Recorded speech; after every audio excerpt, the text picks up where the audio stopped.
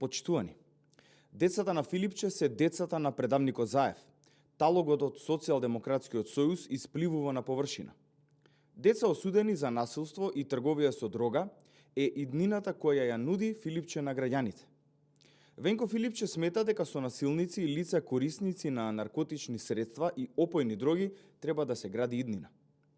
Христијан Евтимов, внук на Заеви, и Илија Стојанов, негов другар, се лица кои се условно осудени на година и пол условна казна затвор, затоа што тепале странски државјани во Струмица, мислејќи дека можат што сакаат да прават затоа што се деца на Заеви.